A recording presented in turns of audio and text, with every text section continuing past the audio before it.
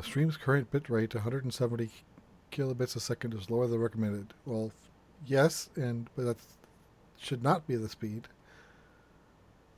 I see Something myself. screwy is going on. Yeah, I'm setting at almost 7,000 kilobits. So, It's all weird. right, all right. I see myself on both. All right. Excuse me. I'm having some sinus issues, so Tis the we'll just season. see how that plays out on this on the show tonight. All right, here we go. 3, 2, 1. Welcome to Nintendo Dads episode 266, recorded on February 6th, 2020. On tonight's episode, we discuss brand new Gigantamax Pokemon, Animal Crossing, Bits and Bobs, and Platinum Games breaking a record on Kickstarter, perhaps? This and so much more. Jesse, cue that music.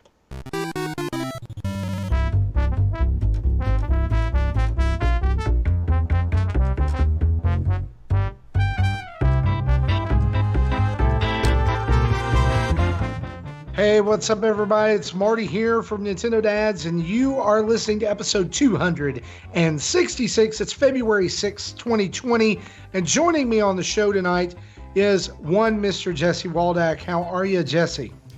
Pretty good. It's another one of those long weeks, long days, and glad tomorrow's Friday. Even though, both my boss and I have been thinking today the day is a day ahead of what it really was, like all week. Yeah. It turned into a running gag, and I don't know if we did it on purpose today just because to continue the joke or if it was serious.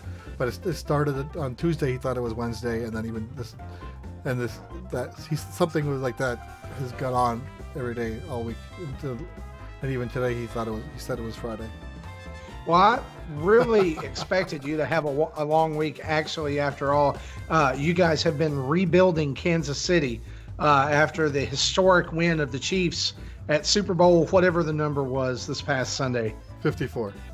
54. How bad was it in Kansas City? Well, I think the parade and the celebration probably went smoother than it did 5 years ago when the Royals did the World Series, just because they've had practice 5 years ago. I stay away from downtown anyway, but no way in hell am I going anywhere near that area during the parade. Yeah, but I did watch it on TV, and congrats to you, Chiefs fans. I bought a World Championship shirt and wore it yesterday when I watched the parade. And okay. And sorry, Tim, who when we recorded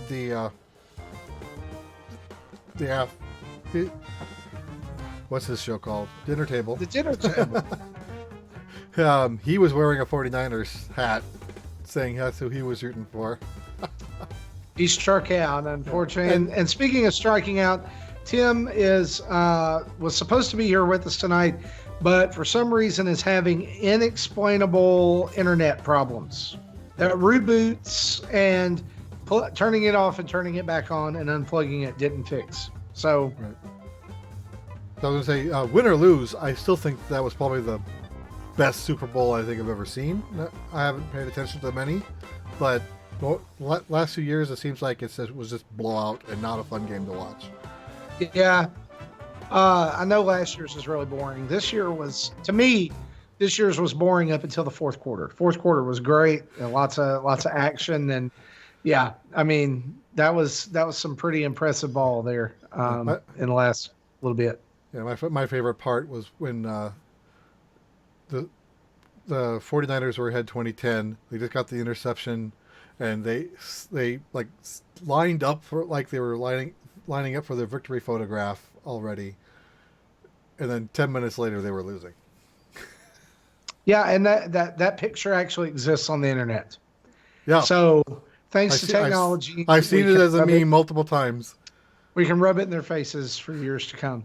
On a serious note, we want to say that a lot of our listeners over in the North Carolina area, like Brian, Scott, and others, experienced some really bad, crazy weather. It's snowing outside in my office right now as I'm recording this. It's crazy.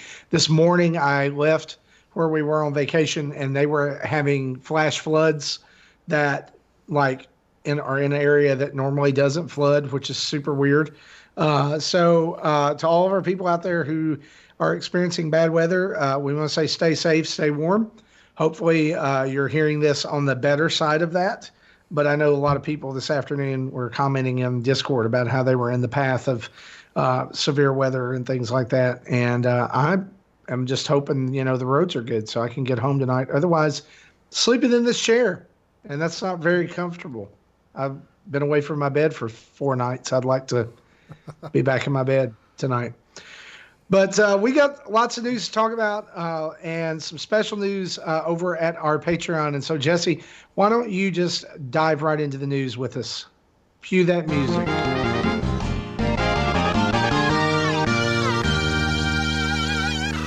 And I just realized that I jumbled up the word play and cue, and it made a new word. It's cue the music.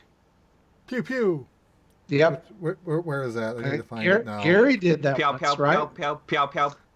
There he is. There he is. Oh, I love Gary. Anyway, our news is brought to Times like us. this, I wish I had the bigger Stream Deck that had more buttons on the page. Yeah, But I have the metal size. I've got a new one for you. We got to put in, but you'll know what it is later on after we read an email that we received this week. You'll get it. Okay. We want to say a huge thanks to all of our patrons over at patreon.com/Nintendo Dads. You guys support the news every week, and you are the reason that this train keeps rolling. And as of recording tonight, yes, it has happened. We are 100 active patrons strong. We want to thank Turtle2832 for being number 100, joining us yesterday, I believe, or maybe it was today. I can't remember. Was it today? It was one of those. It was one of those. Follow us on Twitch today. Follow us on Twitch today. But that put us into triple digits. But also want to say a big thanks to Morgan DeHaven and Charles Simkowski and returning patron Abel Briano for bringing us back up to 100 patrons. Guys, we thank you so much. And listen, not going to say too much here, but I'm just going to kind of tip a little hat here. Lift the lid off the pan, if you will, about some things cooking at Nintendo Dads. There's probably going to be a dad at E3 this year. That's the plan.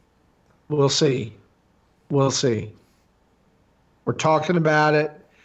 We're working things out, and you guys are making that possible over at patreon.com/Nintendo Dads, where for as little as $1 a month, you can join up. You can be part of the Discord. You can participate in Monthly Mayhem.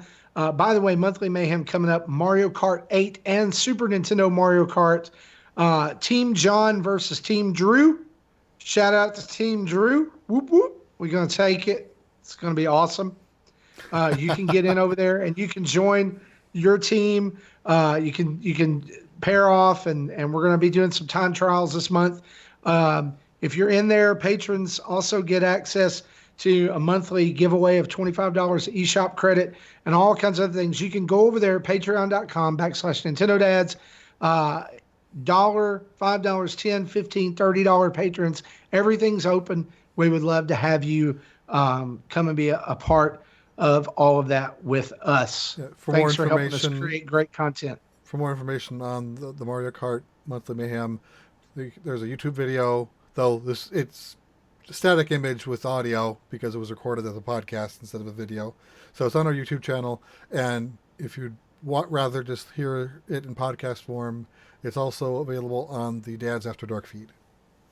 I'm glad you said that too, by the way, because it's because of our community of patrons that we're able to announce the Nintendo Dads family of podcasts that has blossomed out of this show. I think this is one of the coolest things that has come out of our show, like ever. Of course, we've got Nintendo Dads, which is your weekly feed here with the original dads, and now me and Gary and Tim, who have joined in. Tim has branched out and started the Dinner Table, which is a once a month hangout style podcast where they, come around the dinner table, if you will, and have a discussion with appetizers and main courses and desserts for topics. John and Drew have started the Dads After Dark podcast. They are on episode 3. That is a every other week podcast. And so that's going to come out on Wednesdays for patrons, as well as everyone else. And then we announced last week Dad Crossing, which is a brand new podcast coming from Sean Abbott and Nick and Cat Janitor. God, he's going to nail me to the wall for forgetting that. Dan Caparello, Nick, and Sean are taking care of Dad Crossing. It's going to be an every other week on Wednesday podcast too. It's going to come out on the weeks that Dads After Dark doesn't. And it's a mini series delving into Animal Crossing as Animal Crossing New Horizons gets ready to launch. They're going to be giving their impressions of the series up till now. They're going to be doing all kinds of things. I can tell you the first episode of Dad Crossing is going to happen the last Wednesday of February. All right. So the final Wednesday of February, I think that's February 25th. Expect to see Dad Crossing go up. And as far as we know, that will be available on our main feed as well. The reason for that is, and the reason we make that distinction is Dads After Dark has its own feed. And the reason for that is that Dads After Dark is, well, after dark. Yes. So we get to use the little explicit tag in iTunes that we don't use on our other shows. And we moved it to its own feed because most people, we found out that some people use our podcast to put their kids to sleep, which I don't know what that says. Yeah, that's... I don't know what that says about us, but you guys out there using us to put your kids to sleep. During one of the podcasts, you know what we're going to do like midway through is we're all just going to scream really loud and play air horns. I don't know.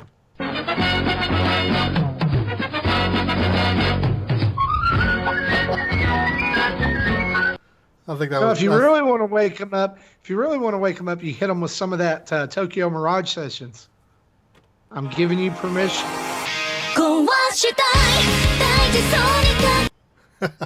I only had the 5-second clip of that because I knew when I did set up that gag, that's all I wanted this to use. But anyway, so that I should set up a longer version for future use. If you're keeping track here, that is 4 podcasts now under the Nintendo Dads family of podcasts that I have come out and are going to be coming to you each and every month. Nintendo Dads is weekly, Dinner Table is monthly, and Dads After Dark and Dad Crossing bi-weekly. So each week if you're a patron, each week you're going to be getting 2 podcasts from us, and on the last week of the month you're going to get 3. So I think that's a pretty good deal. We're pretty busy, and that's really cool. Because I haven't done my side gigs for like the last 6 weeks, because I've been playing the RPGs, and that's usually when I get most of my podcast listening done. So I'm like 3 weeks behind in my podcasts. Yeah. As someone who has very including After Dark 1, 2, and 3, I haven't listened to them yet. As someone who has very limited listening time, I get you. I feel you on that completely. Well, let's dive in. Let's talk about some news. I want to hit something here that's probably our biggest story tonight, and this is something that just came out today in the wee hours or the early hours of the evening. The developer for Outer Worlds has posted an update on the game stating that the Nintendo Switch version is now delayed due to the coronavirus. However, when this game is released physically, the game will now be on a cartridge. So were they just rushing it to make market before, and now that they have the time, they'll do it? Hold on. I have a theory. I have a different theory. All right. I have a different theory. But anyway, the developer claims, or the one who's doing the developer that's doing the port, claims that they are not able to get into their offices due to lockdown because of coronavirus. And so that is delaying the game, but that delay will apparently give them extra time to make sure the game gets on the cart. I'm gonna just say this, and you could call me a big grump. You can call me whatever. I think that they're blaming the coronavirus for and using that as a crutch for all the bad press that they have received this week for not putting the game on a cart. Well, which is kind of a part of where I was going with it is they were originally planning on rushing it to market, and then now that they have an excuse to delay it, they are so they can do it right. Yeah. So originally the game was supposed to come out on, I believe was it April 10th? I don't know. I don't think I have that on my list. Or maybe it was soonish. Soon, TM. Soon. Now you've got me looking it up. It was actually supposed to come out on March the 6th. March the 6th. I knew that had been announced like this week, but now it is going to be delayed. It is not being given another release date. It will be on the cart. They're just scared to release in the same day as Pokemon Mystery Dungeon. That's what it is. That's what it is. And,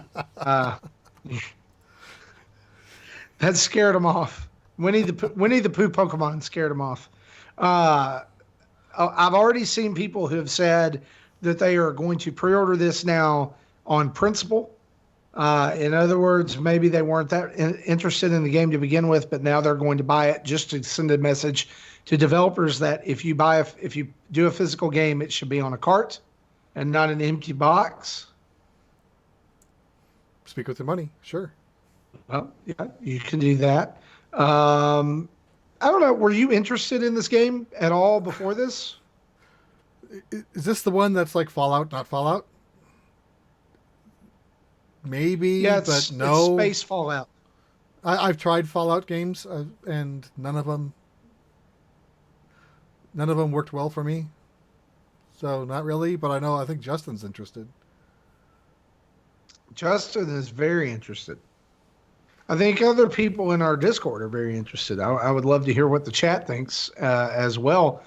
But like when I heard that it was Fallout in space, yeah, I'm with you. Like I'm not a huge fan, but I've never played a lot of Fallout games.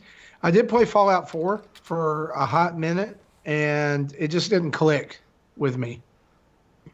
Yeah, I think I tried 3 and 3 New Vegas, and none of them. I didn't. Well, I mean, 3 New Vegas, you were probably falling through the floor for most of it. So, anyway, we got anything in the chat? I don't think I played enough to actually find bugs. The Tim says it's not on the podcast tonight because of the coronavirus. He may have had a couple of too many coronaviruses. That may be the real reason. But anyway, so Jay Harley says first time catching us live. Thanks for watching. Yeah, absolutely. See, if you watch us live on YouTube on Thursday nights, there's all kinds of stuff you get that we actually have a few people watching from Periscope, which. Well, yeah, we stream on Twitter too. So, hello, Periscopians, or would they be Periscorpians? Well, I don't know. Look, they're not there anymore. Oh, we scared them off. Yeah, we have 1 on Twitch and 17 on YouTube right now. Nice. Welcome. Tim says my Wi-Fi has coronavirus. Oh, okay. There you go. So Outer Worlds coming later. It will be on the cart. If that is something that speaks to you, rush to pre-order now. Speak with your wallet. That's a huge thing. I still think it's a conspiracy. I think the coronavirus is getting a little bit of scapegoating here for Outer Worlds. Getting some bad press this week, and they're using it as we're closed, but due to the coronavirus, now it'll be on a cartridge. Okay. Also revealed this week in a Japanese YouTube video, We are getting a brand new Gigantamax Pokemon for Sword and Shield. Gigantamax Toxtricity has been revealed, and he looks freaking awesome. Did I mention I beat Pokemon Shield this week? I saw that. No, Is that the I first? beat it. Is that the first time you've rolled credits? The very first Pokemon game I've ever played to completion. Nice. Not only did I play it, beat it, and get the original The End, I got the extended content The End. Nice.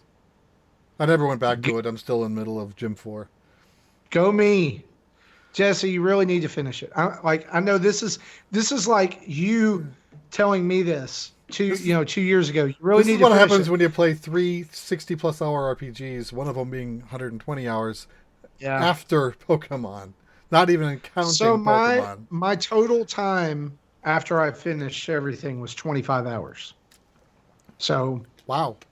the only problems that I had with it at all, like period, was getting to the main story final battle, or next to like I guess penultimate battle, and not having a fire type Pokemon. Oh. And having to go because I picked Sobble in the beginning, and I never really caught any fire type Pokemon past that except like Sizzlepede. It was like level 10. Yeah. So by the time I got to the end of the game, So he's probably useless. the resulting is probably the fire type was the advantage, but the bug type was the disadvantage, giving you a net 0.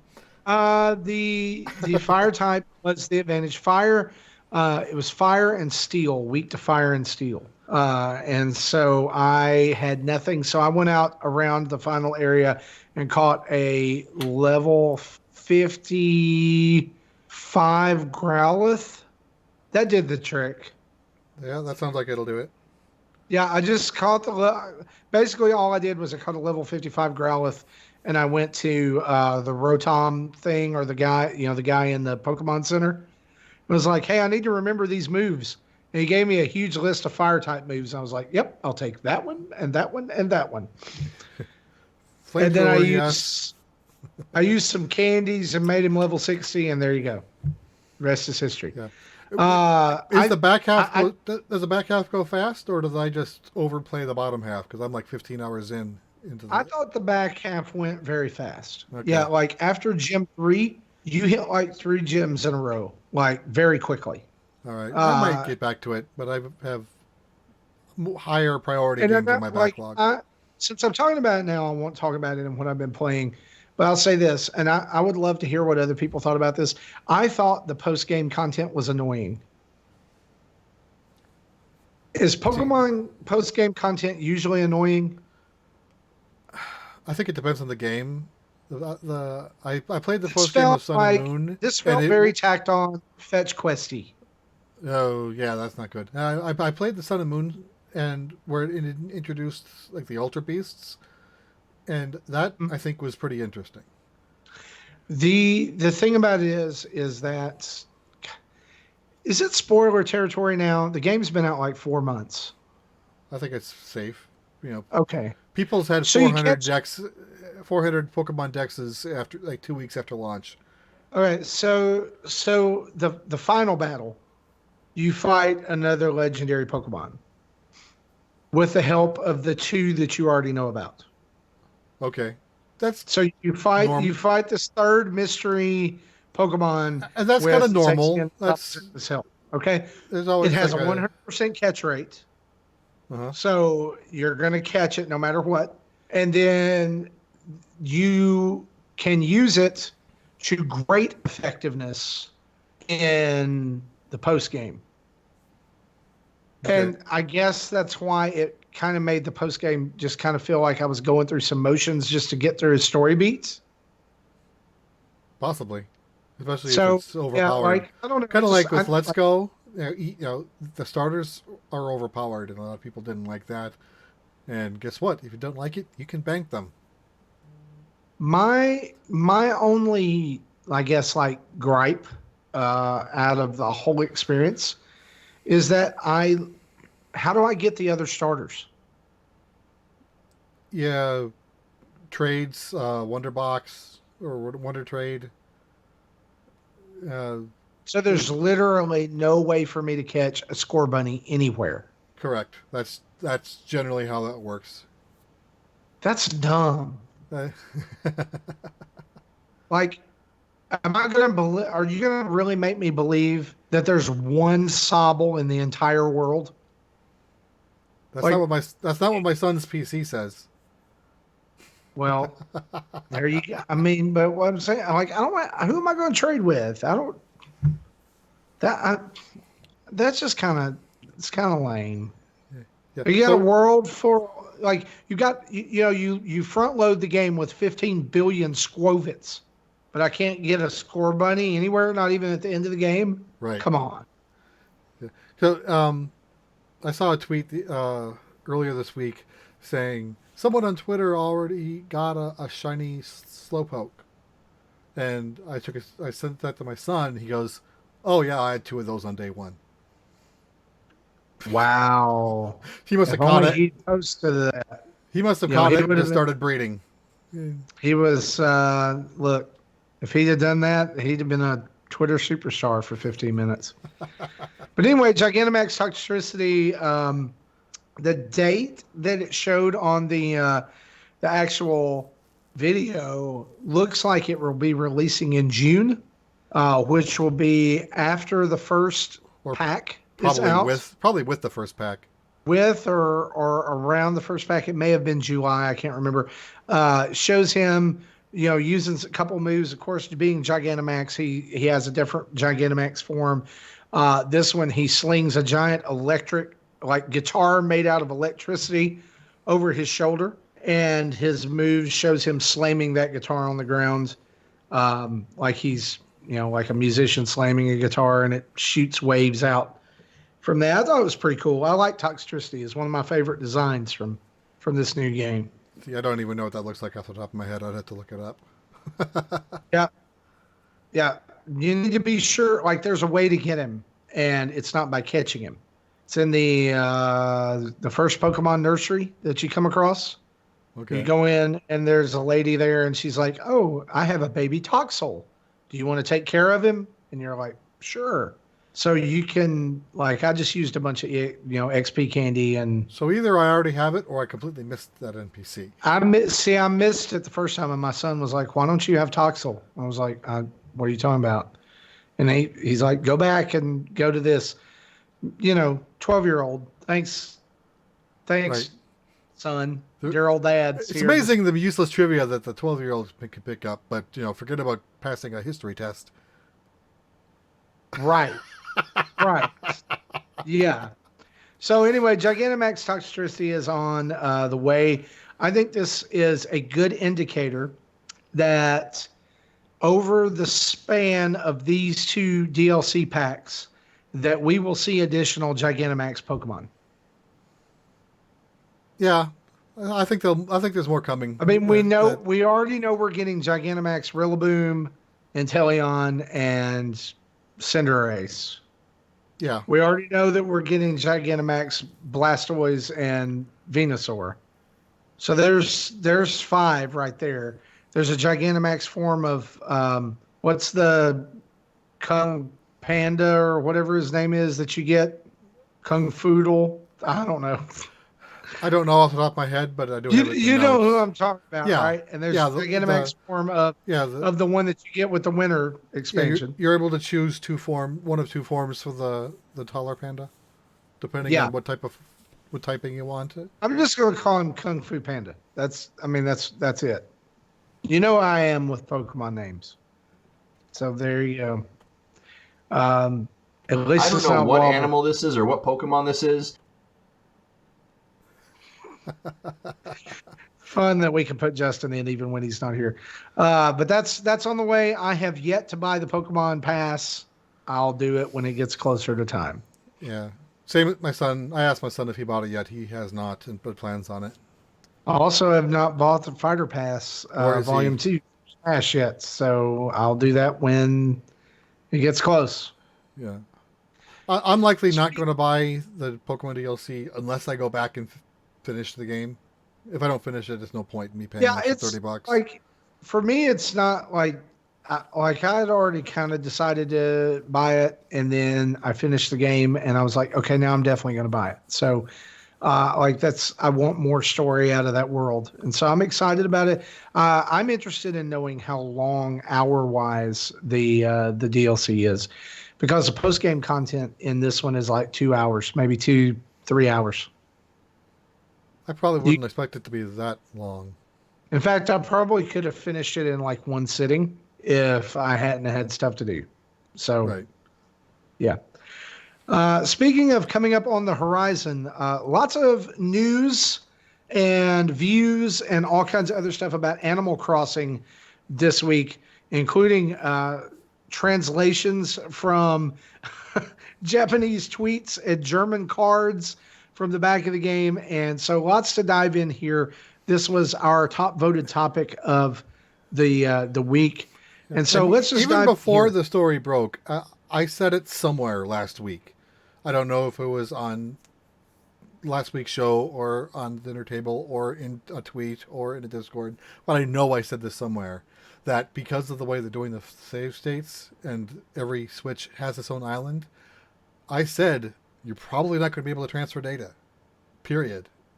And then surprise, that's what's come out, and people are throwing conniption fits. Even though we kind of knew this, we knew about each Switch being its own island back in E3, which apparently that not a lot of people got the memo. Only those of us who actually paid attention to E3 got that. And then, but filling in the blanks of that between the lines led me to that conclusion. It looks like that's where we're at. Yeah, and I seem to recall a conversation that you had with John Blanco over on our Discord this week that basically amounted to, well, of course you would infer that because you're a programmer. Right. And nobody, maybe that's why other people didn't infer it. But let's rewind here. I don't think it was Blanco because he's also a programmer, but it was someone did make that comment. Yeah, let's rewind here and let's talk about a couple other issues that'll be a little bit easier to explain. A lot of people are probably going to be purchasing this title digitally. And so one of the things you'll want to know is that Animal Crossing is going to clock in around 6.2 gigabytes on your card. The game will also feature Amiibo support. So there's a little bit more there that needs to be talked about. But the biggest news is what Jesse is referring to as far as being able to transfer data between systems or not. And at this time, due to and this is basically coming from a translation from the back of a download card for the game in German. So again, understand this has been run through translators. That it states that Animal Crossing for the Switch will not use system data transfer the way other games do. What this means is a mystery at this time because Nintendo has let us get within 40 days of Animal Crossing and has not given us any info on this yet. Another translated statement came out recently saying that, again, so until we know for sure from Nintendo of America proper, I consider this in the rumor category. But they're not using system level backups, but there will be something games that's custom built for the game that will let you cloud save if you're an NSO subscriber. But it's for the event your Switch gets broken or stolen and it has to be replaced, which means it's probably going to be a pain in the butt to recover it because it's not something you can just restore at any time for the same reasons why they're not allowing normal cloud saves anyway. But so there's at least that chance of a backup existing somewhere. It's just how easy it is to get to it is unknown. Right. And the feature will not be available at launch of the game, which also at this time, you're right, is rumor. All right. In fact, all of this is a rumor at this time because we don't have any concrete info about Animal Crossing other than, hey, there's a pole and you can float over to the other side of the river and there's going to be one island per Switch and everybody lives there. And you can put sidewalks down. And you can put sidewalks down. You can craft stuff. That's about it, guys. And Isabel's there. And so's Tom Nook. Whoop-de-doo. We have to find out if if you're Sonny's got a hearing- new job. Here's the deal. Before people accuse me and they're like, Marty's just being negative again. No, I'm bitter about this. I feel like at this point, this is just my speculation. This is Marty's speculation. So don't rule this out or anything. My speculation is that Nintendo knows that this Animal Crossing is going to be an underwhelming experience, and that's why they're not saying anything about it.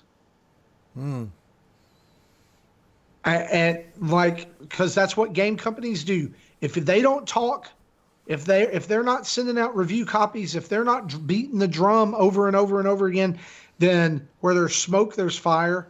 And I feel like this is one of them things where it's like, okay, they want Animal Crossing. Well, this is what we've got. Well, we just got to put it out there, and we'll piece it together like Splatoon 2. We'll piece it together in free DLC down the way. I'm at this point, I'm worried about this game because we've heard nothing. Now, internet, leakers or info finders or whatever, like Sabi over on Twitter, says that we're getting 2 directs in February. One of those will be an Animal Crossing direct around the 3rd week of the month. And again, just rumors, but Sabi's been right about stuff before. So it'll be worth waiting to see if that happens. And so if we're a month out from it, I get it. But here's something I said earlier this week. How many Pokemon presentations did we get before Pokemon came out? Like every 6 weeks. Yes. For a year, almost a year. How many times did we get shown Fire Emblem before it came out? 2 or 3 times. And they wasted 20 to 25 minutes of E3 once on, hi, I'm Puff the Magical Dragon. You live on my back, and I'm going to tell you how to use items in this game that sucks. Was that Xenoblade Chronicles 2? Yep. Yeah. I said it. Sorry. Send hate mail to Justin Masson at nintendodads.org. So, it's just The thing is like every big game, this is my point, every big game that Nintendo has come out with since the Switch launched has been, except for Breath of the Wild, has been info dump. Like more than we wanted to know, right?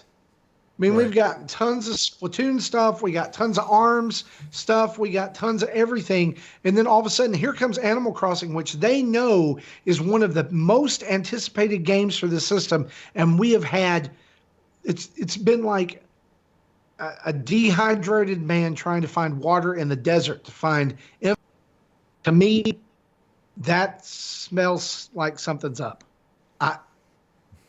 You could call me out on it. You could tell me I'm wrong, whatever. I don't know.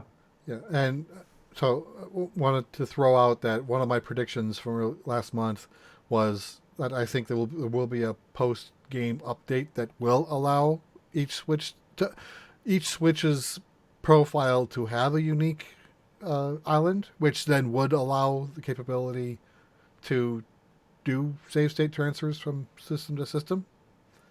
But because of the way the saves is system wide, with profiles attached to it, as opposed to the profiles attached to the save state, not the other way around. That's why it can't be transferred. Right. So I'm hoping I'm right, and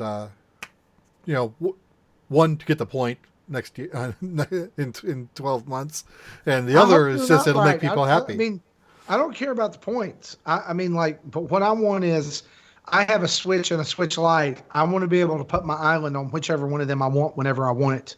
Right. It makes no sense for me for them to lock it down like this.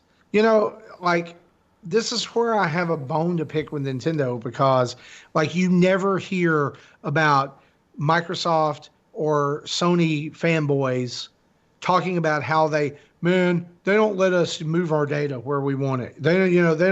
The system back end's so hard to navigate. They had to make a special thing we had to pay for to move our data from one system to another. You never hear that. It's like, Nintendo, come on, for real. Like it's not hard. Just let people move it. It's not like there's not millions of people out here nefariously plotting how to get stag beetles, like 100 stag beetles to break the game. No, they just want to be able, like, the whole point of it is this. I want to be able to play Animal Crossing with my wife. All right. So you can do that on this game. Two people can play at the same time on the same island. I love that. I love that she and I are going to be able to, like, sit down at night or sit down during the day and go around and get all of our stuff and hang out on the island and build stuff and craft stuff together. That's great.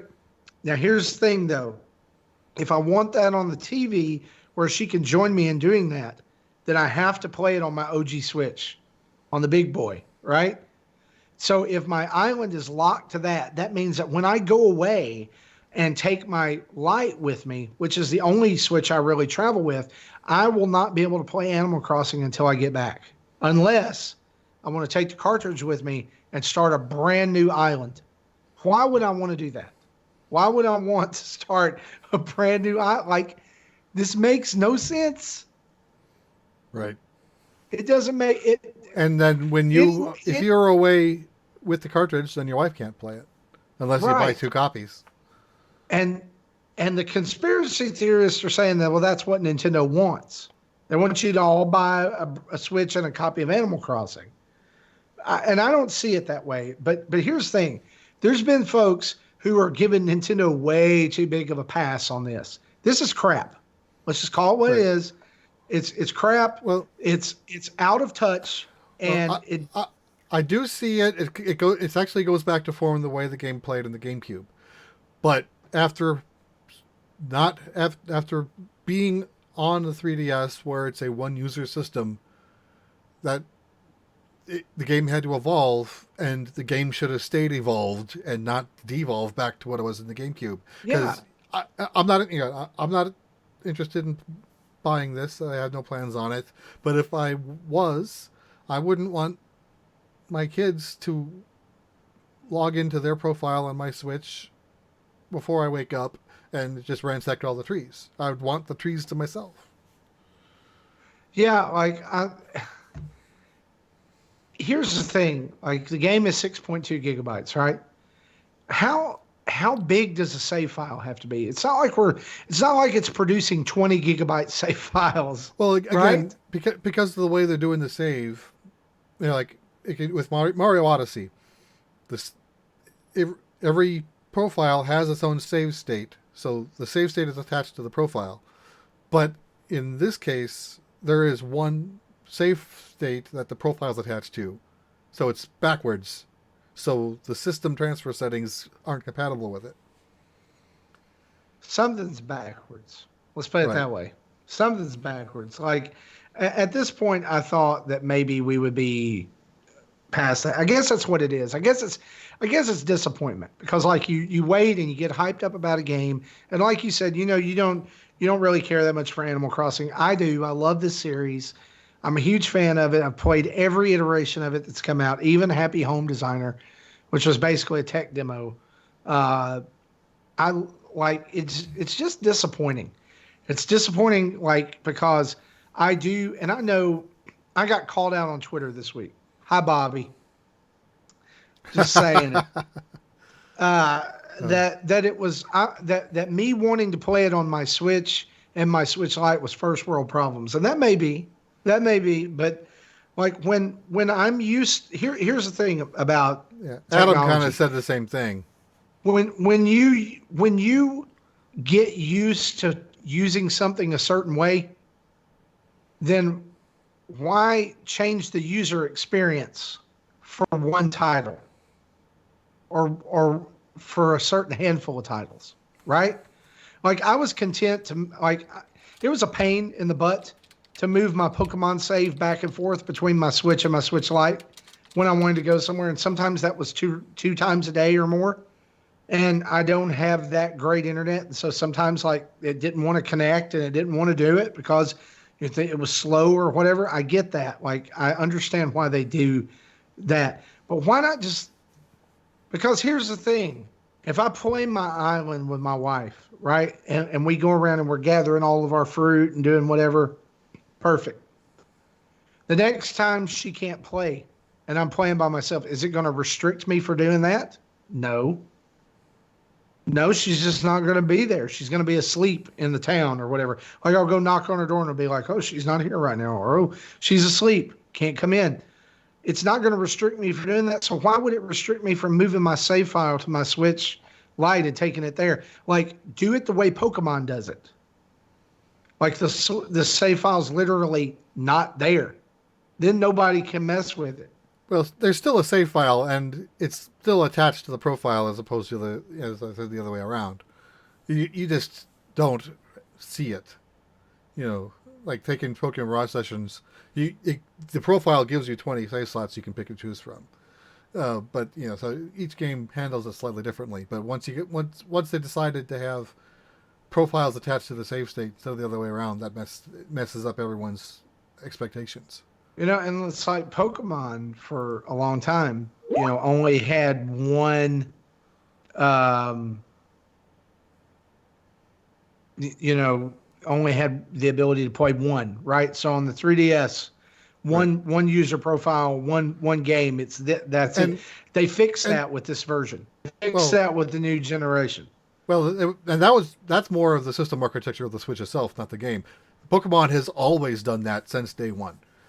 But so that's the way. So that's why it works that way on the Switch. Tim says in the Marty, don't get mad about something you don't know about. Get mad about not getting the details. Yes, not speculation. Okay. He's speechless. I was trying to think of a comeback there. I was going to be like, well, fix your internet, but I'm mad that your internet sucks tonight and you're not here to tell me that in person. You know what? And here's the thing, probably February 20th, like I'll come back and I'll be like, I was wrong. I don't care. Right now I'm mad. Okay. And I'm sorry if that bothers people. I'm sorry, but I love this company, but sometimes they just make me shake my head like no other. Like I just go, or maybe it's more like, oh, Nintendo, you know, like womp womp. I don't know. There it is. Hopefully we will know more about Animal Crossing in the coming weeks, and maybe we'll not talk about it until then, or maybe we'll just pick apart every 30-second commercial that comes out in a 50-minute video.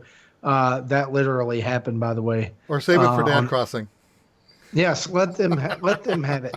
Maybe they'll have a better view of it. I don't know. Again, direct all hate mail to Justin Masson at NintendoDads.com. It's just Justin. It's the first name only if you're using that domain. Thank you for that. Justin at NintendoDads.org.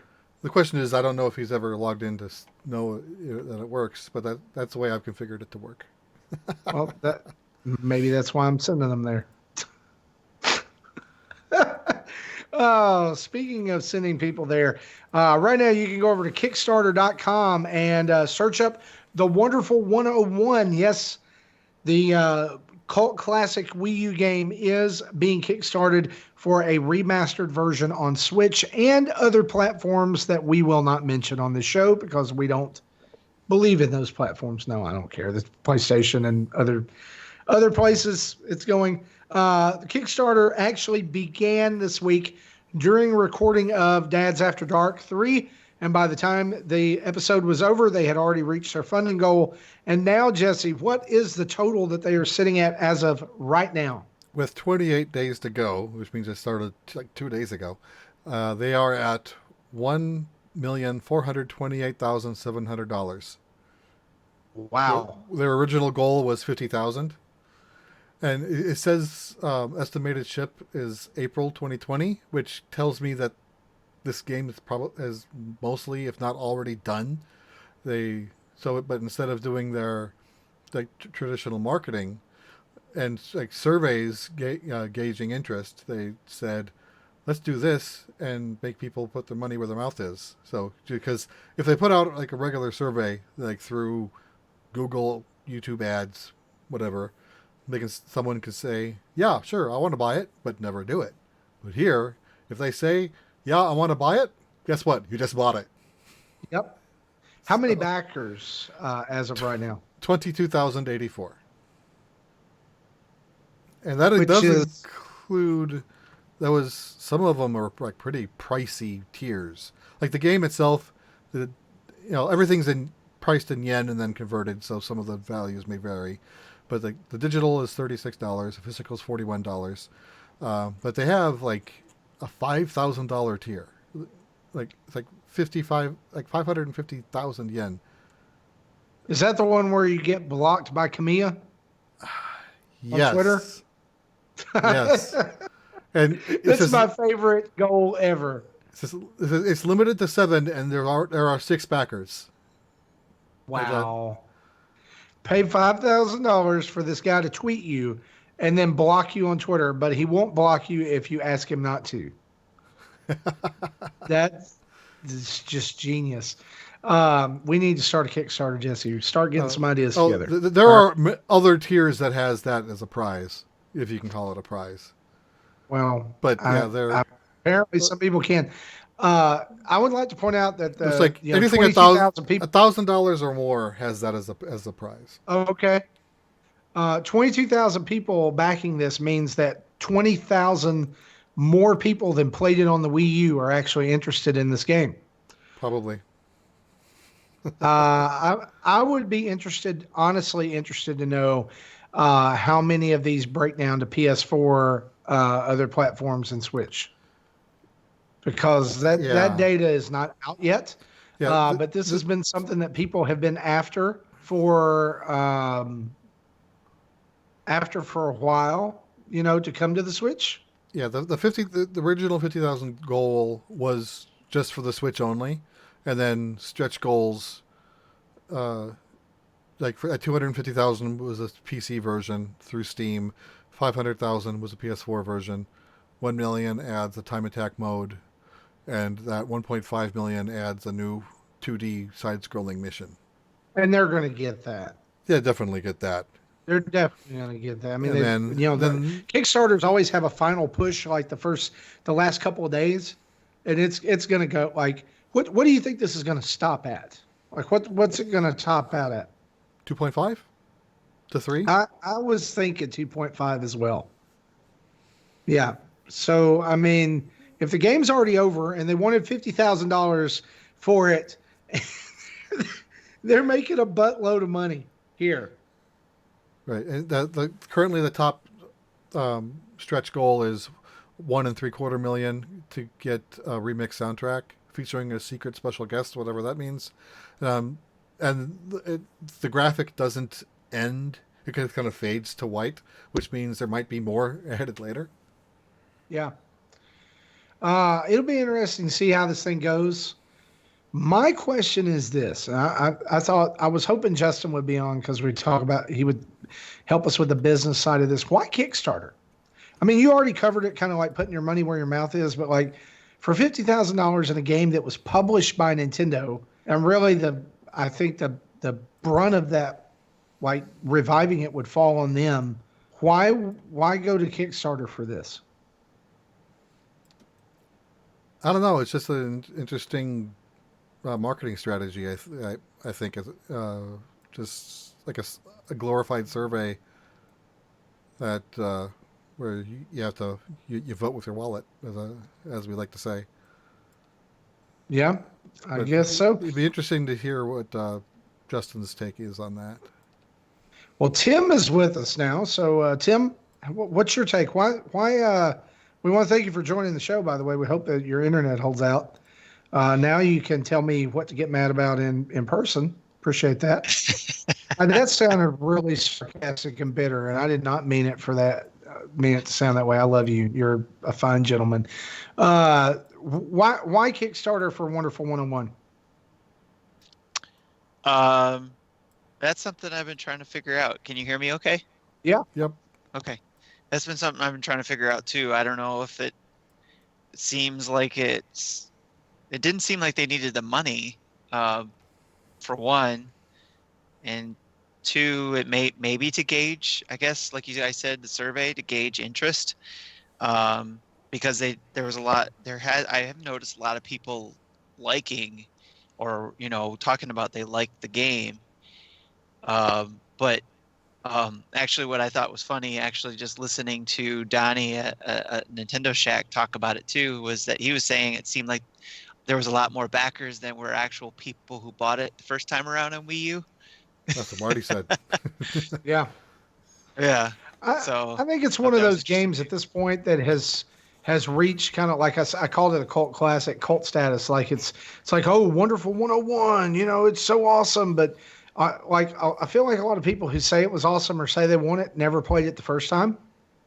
Yeah, And what a thing that went against it was a relatively early game for the system. So back when there was maybe 2 million units sold, so you're probably going to sell 150,000, 200,000 at most. yeah, I it's going to be interesting to see how this translates over to the Switch. I would say it's probably not going to take that much work. I did read that they're aiming for 1080p with 60 frames per second throughout the entire game when it's docked. So it'll be interesting to see how that happens. But like I liked the gameplay for the most part, but there were times like when you were like doing the forms that it wouldn't recognize and you would get hit or you die because of it or things like that. Like I wish there was a way for them to kind of tighten that up some. But I played it enough I actually owned it on Wii U. But it Did was you, one of those, did you, hey, depl- I did you bought it play it? late life cycle. I got it for like 1995. Did you play it with the touchpad controls, or did you play it with like Pro Controller? I would probably play with Pro Controller. I think it would feel better that way. Okay, because there was some talk on Discord. Someone goes, "Isn't it like designed for Wii U? So they're gonna have to make changes." And they're like, "No, the Pro Controller was supported, so the game already knows how to handle it." Yeah, that's true. I mean, the one of the ways you form up is like hold the shoulder button and you use your little people with the right stick to draw the form of whatever you're wanting, but at the same time it leaves you vulnerable. So Right. it's going to be like I'll probably pick it up, but like we were talking about before the show started, I probably will not kickstart this game. I will let everybody else do that because I already bought it once. So if you want it, make it a reality, and you're already doing that, and then I'll buy it when it's in the bargain bin. I think 'Cause we've been burned too many times from Kickstarter games, right? Yeah, Not yeah. mentioning any games with numeric values in them in the title. No, not obvious. I was talking about Bloodstained. Um, Justin got burned by that one. But that's why I say like board games have I feel like have a pretty good success rate on Kickstarter. Video games, not so much. But anyway, that's that. Let's hit some more highlights from some news here. Nintendo has reported 15 million paid Nintendo Switch online accounts worldwide. That is 7% of its total sale through.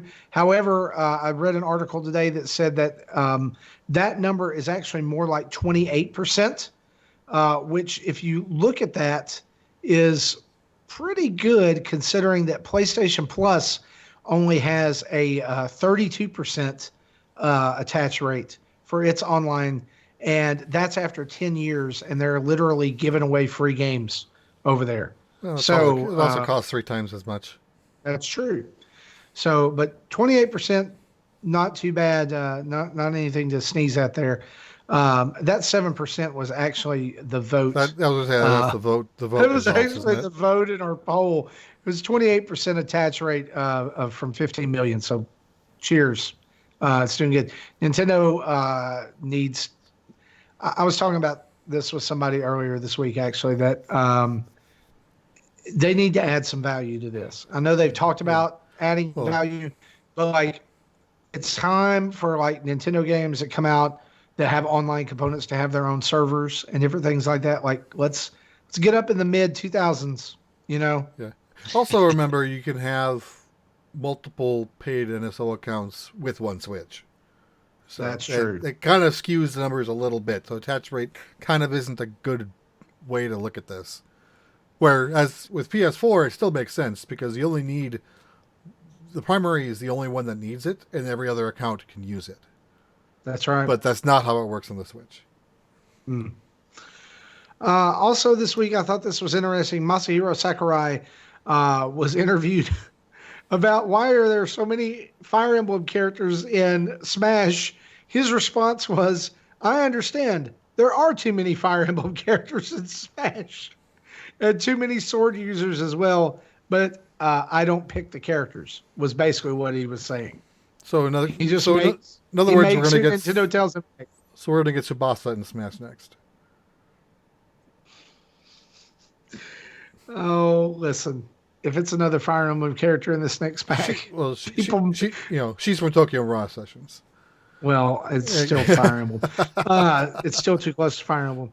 That was the joke. Yes. I just think it's funny that Sakurai's like, yeah, I get it. There's too many in there. I'm sorry, can't do anything about it. Not my call. They're paying my paychecks. They're feeding me and my family. I thought this was a little interesting note as well. We may have not touched on this in last couple episodes, but Nintendo announced that they will end servicing of the Wii in Japan in the next couple by the end of February. No more parts are available. They will not be fixing the Wii past February.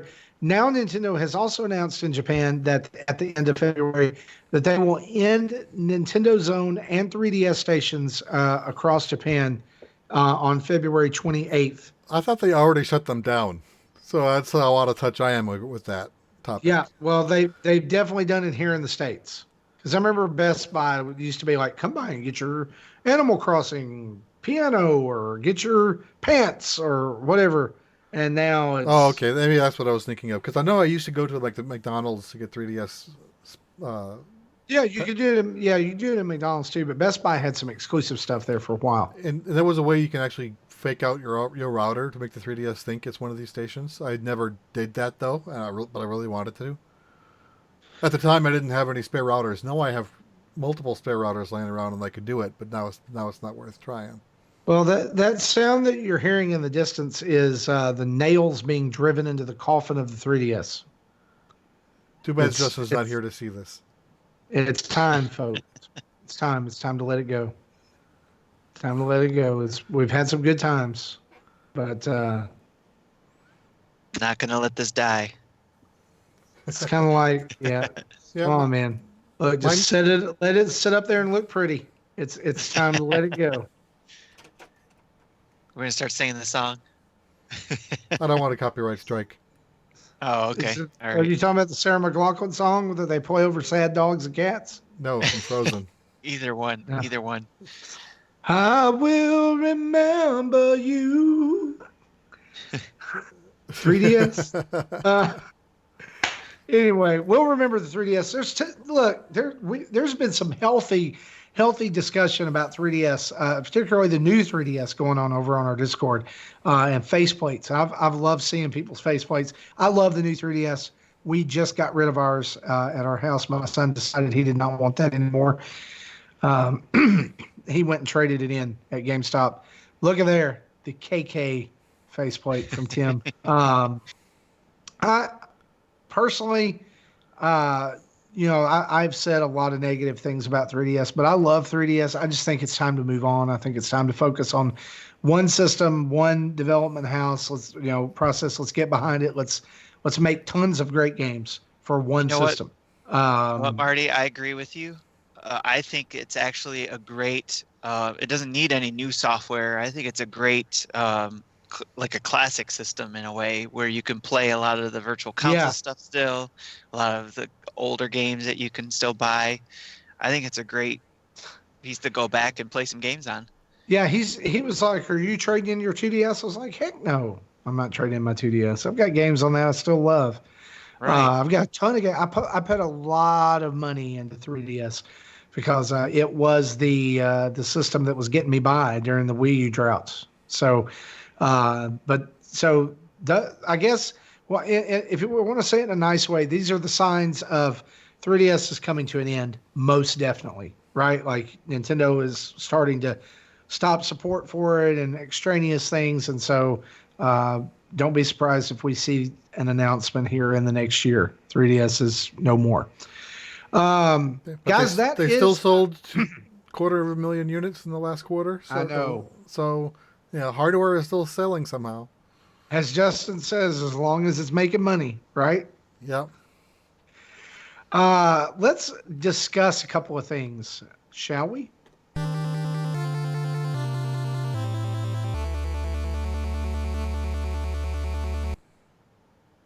I just wanted to touch on this for just a minute, but it was revealed this week that NVIDIA will be unveiling a brand new service called GeForce Now, gaming anywhere and anytime. The question that was asked was, could this be where Nintendo goes with cloud-based gaming? Because as many people know, the Switch is based on the GeForce architecture, I guess, and the way that system works and was put together. I don't know much It basically about, shares hardware with the NVIDIA Shield. Yeah, I don't know much about that on the hardware side of things for NVIDIA or the Shield or anything like that. But Tim, why don't you kind of talk about this here for just a minute, and then this next Let's Discuss topic is one that makes you mad, and I'm definitely going to throw it to you there as well. But you and Jesse, you guys probably know a lot about this more than I do. So why could this be where Nintendo goes with cloud-based gaming? So yeah, it was something I didn't even think about until NVIDIA came out and said they were bringing GeForce Now out of beta and bringing it into where everybody can go in and sign up for it. And it was like, it just hit me like a light bulb, or like lightning, I should say, and that this could be a possibility where Nintendo goes to jump into the cloud-based gaming market. They don't have to rely on Xbox or in the xCloud, and they don't have to rely on PlayStation and anything they're doing. They could do their own thing with NVIDIA, which they're already working with. Like you said, Jesse, they're already working with that architecture. And it seems like it could slide right in with no problem. Not saying they wouldn't use xCloud, if there's some sort of monetary way to gain for Nintendo, but Nintendo Japan has dabbled with streaming before, like Resident Evil 7, and I think one other game was done that way, but that was never made available here. They even shared games, some Nintendo games, I don't remember which ones, with NVIDIA when they were doing GeForce Now. There were some games that was making hardware for China before Switch was officially a thing in China, because the laws in China don't allow for game consoles as we know them. But things might have changed recently. But basically, they had to be like plug and play units. That's why the N64, the Chinese version of the N64, looks like a big circle with the buttons on it. It plugs into the TV and this works. So I do remember that. They had this type of thing that could play Switch and Wii U games on Switch-like hardware with everything built in, or something that could be downloadable. That's how the Chinese version of that worked. Well, there was that, but I could have swore there was also a game or two that Nintendo gave to NVIDIA to allow them to run on their GeForce Now service in its early Possibly. stage. That I don't know about, but that doesn't mean it didn't happen. Yeah, I'll have to look that up. But yeah, so I'm actually excited about it because it's another route that we weren't thinking of, or at least I wasn't thinking of, and also because it works with Steam, it is something that Nintendo games have already been doing. A few of them have been doing is cross save with Steam games.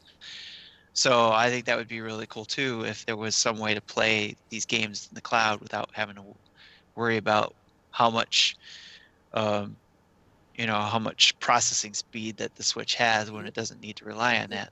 And since the Switch and the NVIDIA hardware shares components, or at least compatible components, the software is already written. Or maybe it needs to be tweaked a little bit, but all Nintendo would need are servers running with content to run on them, and they can make their own little like PlayStation Now like service for Nintendo games if they wanted to. Yeah. That's why I just thought I'd throw that out That's there. the big 'cause, like, question: is if they wanted to. if they wanted to do that, if they felt it was viable. But they said they're looking into all that kind of stuff. But you never know. That could extend the life of Yeah. the Switch as far as we know. You say you never know, and meanwhile, on the other hand, like we're watching Google Stadia implode daily, right? Like, I mean, just some of the tone deaf comments that their guys over there have made, like it's up to software companies to tell us when they want to bring new games to the Stadia. No, it's not. Yeah. Like, Well, at least Microsoft is claiming that Google is more of a competitor than Nintendo at this point. well, but that's because like That's- Nintendo and Microsoft are like friends with benefits at this point. Yeah. Like it's like they get together when it's convenient and when something is good to cross over. And Sony, I don't think Microsoft sees Sony as a problem because it could be, on the other hand, just another way of looking at this is that maybe Xbox is adopting some of Nintendo's thinking here of we don't have to compete. We're making money. We're doing what we do. It's things are good over in Xbox land. We've got a handful, or we've got this many devoted people who are going to buy in no matter what. So I think that as they think about Amazon and Google, it's more of service on the whole that they're worried about, right? Like it's not just gaming, I guess is what I'm saying, because Microsoft has already had aspirations of media streaming and different things like that before, and they killed it. It could be they're about to journey out into that again.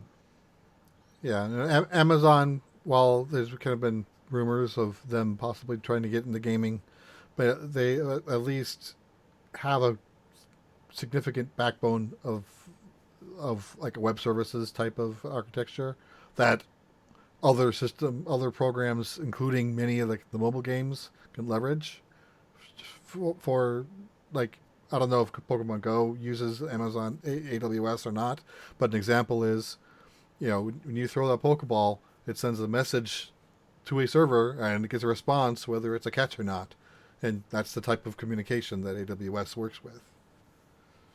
Yeah, and it could be stuff like that. I don't know. It's just going to be interesting to see it all play out. Let's move on and let's talk about this next topic here. Tim, this one is man, it's a slow softball directly in the hitbox for you.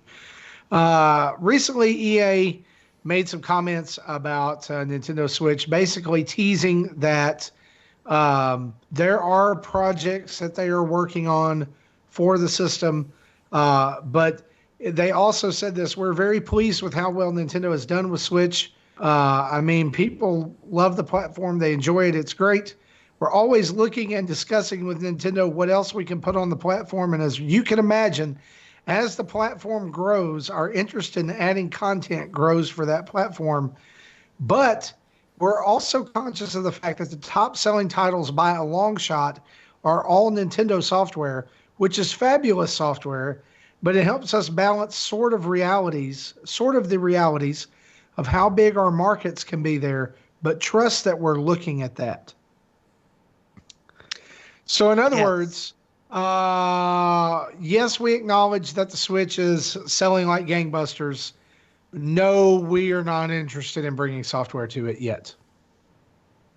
So my question, after hearing all of that gobbledygook, which kind of sounds like some of the gobbledygook that comes out of the mouth of our president most of the times. It's fabulous software. It's the best. It's by and large, by far, it's the most fabulous software. It's the most selling software. We're going to have the best. But we want to have the best. EA wants to have the best, not Nintendo. We want to have the best, most fabulous software.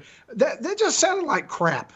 Like it's such a pity pat, trite answer meant to make everybody go, ooh, EA's they're going to put things on the Switch. We don't know when, but it's coming. No, they're not. We've seen this before. We've said this before. They've been saying this for 3 years. And you said when this Well- comment came out on Discord, Tim said this, and I quote, he said, "Nothing, no issue in gaming makes me madder than EA and Nintendo's relationship." So Well, I want, like, Yeah, I at, want, at the Wii U's announcement, they put up a slide with a crap ton of third-party games, including EA was on stage with them. yes, and never got a thing. Right. So let me say this. I want to see a new Tim here. I want you to let loose. I need to hear. The question that I kind of came up was, at this point, who needs who, or does Nintendo even need EA? So go. This is your thing. So the comment they made that was frustrating to me in regards to look at their top 10 list. It's all Nintendo games. Well, yeah, it's Nintendo's report. It's all going to be Nintendo games. They're not going to report out on third-party games. They're not going to put their third-party games So numbers out there. I don't know if any That's other not their game has place. sold, any third-party game has sold 5 million. Maybe not. But it's If still it not has, something no they're one's going to no report one's on. publicly said it. They're not going to report on it. They didn't publish it, so they're not Well, going to report on Well, it. I mean, not Nintendo, obviously not Nintendo, but I'm talking about the publishers that are the Right, other okay. publishers. If there was a game that sold more than 5 million, they would have said something. And Yeah. as far as I know, nothing has been said. So Right. yes, Yeah, but we do hear if a publisher or a developer has sold a game in the eShop and it's done very well, done better than any other area, they do promote it that way. like we've heard of indie games selling 1 million copies. Right. So it'd be very interesting to hear about other third parties, how well their games have been doing. Like say even Ubisoft, even though they did something direct with Nintendo, doing the Mario and Rabbids game, how well did that sell? What numbers were those at? That type of. Well, here, it's ironic that you say that, because I just Googled while you were talking third-party Nintendo Switch sales figures, and what I came up with is the updated list that we talked about on the show last week, I believe. Mario Kart sitting at almost 23 million sold. We don't get into a non-Nintendo published game until 20. And that is Mario and Rabbids Kingdom Battle at 2 million, which was published in North America by Ubisoft, but in Japan was published by Nintendo. From there, number 23 is Minecraft. That's, of course, from Mojang and Xbox Game Studios. And from there, there's only one other game on the top 30 list that is from a third-party developer. And guess what it is, Tim? Guess what It's it is? FIFA. Nope. It's freaking Enter the Gungeon. Oh, Wow. nice. Enter the Gungeon at 1 million by Devolver Digital and Dodge Roll. Very well deserved, by the way. In this thing? Yeah, that's what I'm talking about. Get you some Gungeon. So I'm sorry, I just had to break in. I wanted to. That's good. I like numbers, so there you go. Yeah, so in regards to who needs who at this point, I think it's still they both still need each other. Right now, yes, Nintendo may not need EA, but EA right now does need Nintendo. They're hurting for cash, they're hurting for money. And I would have thought they would have been, they're a company, they want to make money, they would have jumped on this. They would have been all over it to say, okay, let's get out a good product to sell. And I mean that in good product. Not just porting some crap over that is, not even the right or an old platform, not platform. What do you call Frostbite? What is that? Engine. The Engine. Thank you. Yeah, not using an older engine because you can't come up with something else that would work best on that platform. I talked about this. To me, that's EA being lazy. They've developed this great engine, but they don't want to create something more specific for something that would work on a popular system. Yeah, I've said this multiple times too over the years, but when EA tries, they don't really try. Like Mass Effect 3 was released on Wii U for $60 a week before the Mass Effect trilogy was on every other system for $40. when they released FIFA 20 Legacy Edition on the Switch, which is basically FIFA 19 with updated roster. Literally the same game. So out of the 5 games that EA has released on Nintendo Switch in 3 years, 2 of them are indie games, Faye and Unravel 2, and the other 3 are FIFA. Yeah. And so it stands to reason that if you're not seeing the sales that you want to, maybe it's because you're only releasing soccer, Yeah, and a again, couple of indies. Again, we said this before, but I think a good game that would fit well with the Switch, Plants vs. Zombies. Oh, the Plants vs. Zombies shooter would be amazing. Yeah, take the time to develop games that you know will work for that audience, like Plants vs. Zombies or Sims, or even they did it at one point, and I heard a lot of people say they like it. Maybe not enough to EA standards, I guess, but the last Madden game I think that came out for the 3DS, I heard a lot of people say, "Hey, that was actually a pretty good Madden game for that." So I don't know, maybe it just wasn't enough, or that was just like that was the last straw or something that broke the camel's back. Because that's, I think, when they pulled out from making any more portable games, and then eventually pulled out from Nintendo altogether. So, and that the excuse for saying, "Well, we're watching to see how things are going," and that's. Shell Shock Prime And- says, "I have 3 words for you: Need for Speed." At Yes, this yes. point, here's the deal. At this point, Yes. we know for sure that the Switch has surpassed Xbox One in lifetime sales. It's happened. It's been confirmed by us. It's also been confirmed by IGN, if you need to go a little bit higher in the food chain. In fact, it was a big topic on their podcast this week. So you basically have one of the major AAA third-party developers saying, no, we'd rather develop for this underselling system than for the brand new hotness that just overtook it.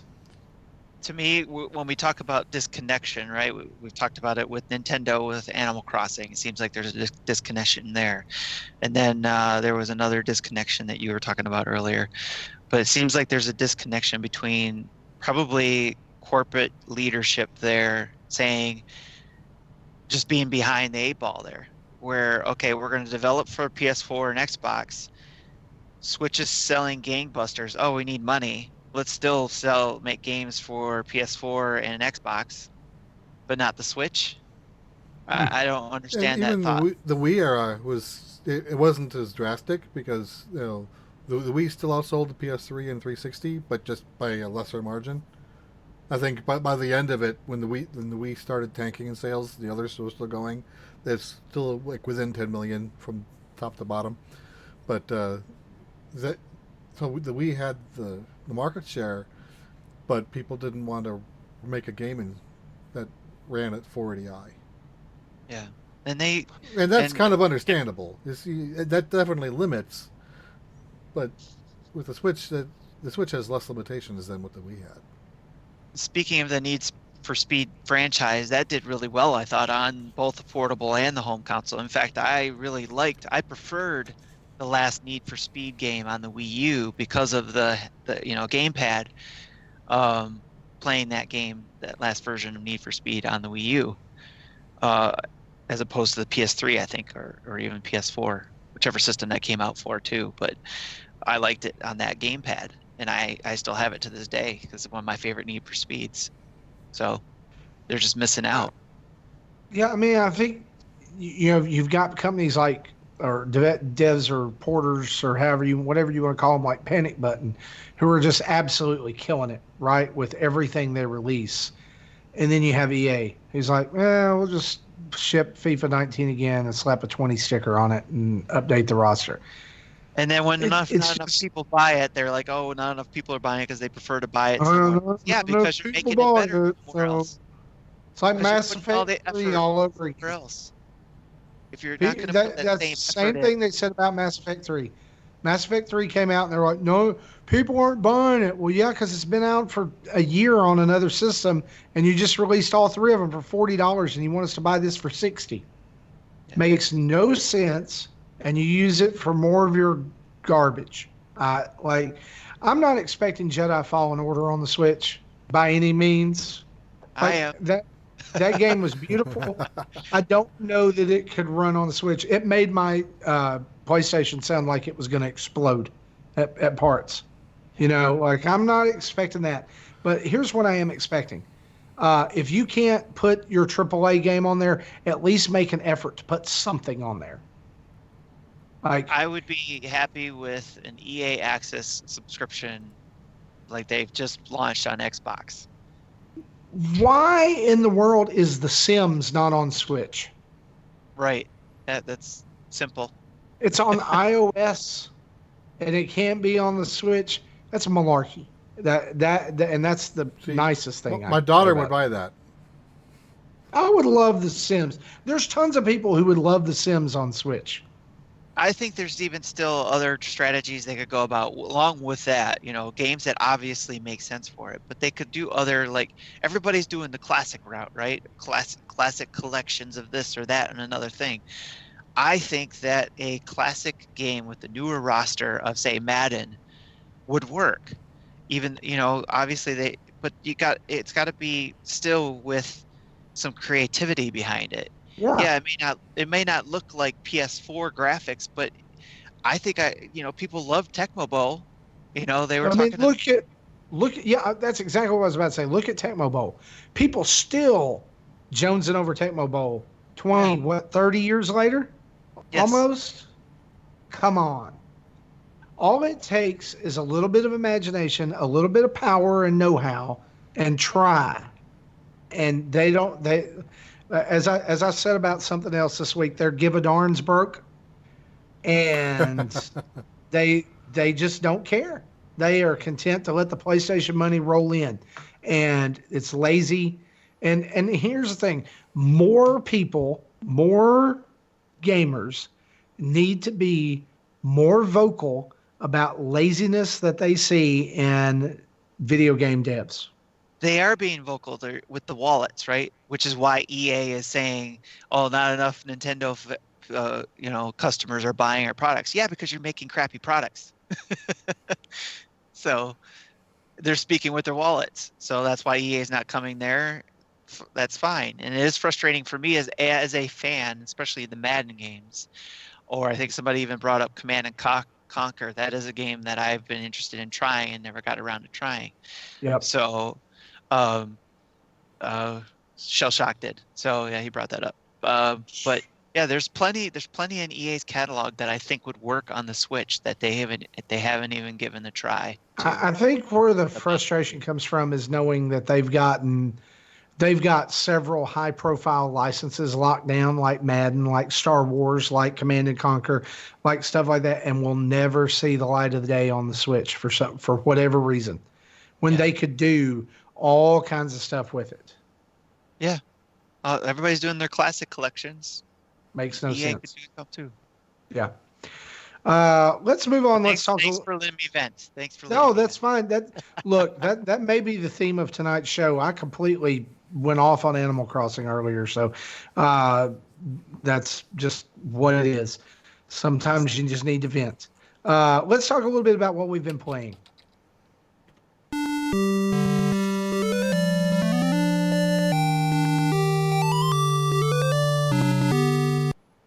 Jesse, we're going to start with you this week because Tim has an absolutely ungodly list compiled in the doc. I mean, it's like a dang pitch on the back of a book when I'm in the bookstore trying to get me to buy it. But that's okay. That's okay. That's okay. So Jesse, what have you been playing? Okay, so I played more of Tokyo Mirage Session Sharp FE Encore. I'm past where I got stuck in the Wii U. And I got stuck at that point again here, and in the last hour of playing, I found what I missed and got to the next section. So I'm now past that, and I'm crawling around in the final dungeon, expecting the final boss at the end of it, and I don't think there's probably going to be very minimal, if any, post game. Again, I don't know. I've never researched the end of the game, and I've never gotten there. So I hope to be able to have that finished this weekend. So when you finish it, about how many hours do you expect to have put into it? I'm almost 60 hours now, Wow. which I think is less time than I did on the Wii U. But there are some things available now that speeds things up that wasn't available in the Wii U. Again, I'm still planning on putting out a comparison video. I have to. My son has my Wii U, so I'm planning on going there this weekend to remind myself of what the Wii U had, try to record some footage from that, and then come up with a script and record footage from the Switch here at the house, and then put them together. So I don't know when I'll have that ready, but that's still on my to-do list. And the other game I played is the Persona 5 Scramble, the Phantom Strikers demo, which is available on the Japanese eShop. It is not in English, so No, it is not. Because I played this too.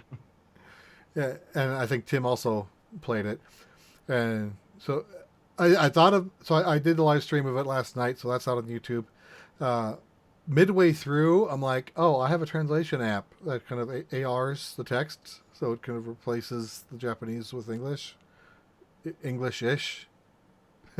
sometimes the translations were iffy at best, but it definitely, from what I was able to pick up, sounds like it's got an interesting story so far. And if they do an English demo, I'm definitely going to re-download that and replay through that. Yeah, and let me say this, because I only played like 15 minutes of it because I got to a point where it was like, I'm just hitting buttons to get to the next fight scene, or whatever. But one thing that this game makes very clear from the beginning, this is not a retelling of Persona 5. No, this is definitely a sequel, because It's a continuation. The game, because they make references of a reunion, so they went their own ways at the end of the original game, and then came back. The game starts out in mid-July. The Persona games generally are April to February, so this is probably 5 or 6 months after the first game ended. Yeah. Tim, what did you think about this? The Persona game, the Scramble, right? So, yeah, I downloaded it and I used my phone's camera. In fact, I posted, some of the pictures on Jesse's post there on Twitter. I posted some of the pictures I took using my Samsung camera because it could translate. I was using that to help translate some moments in the text. It looks like it's the same app that I was using on my iPhone. Yeah, it's pretty similar there, but it wasn't perfect, obviously. But I was just trying to get a feel for things, get an idea of how it was. It's not something I'm gonna go jump back into and spend a lot of time in because of the language barrier. But I am super excited about the English version coming. So I can't wait. It is the type of game I like, is kind of like the hack and slash type things, gameplay, and I'm going to get a taste of the Persona world with the story once I get the English version. So I'm really excited about that.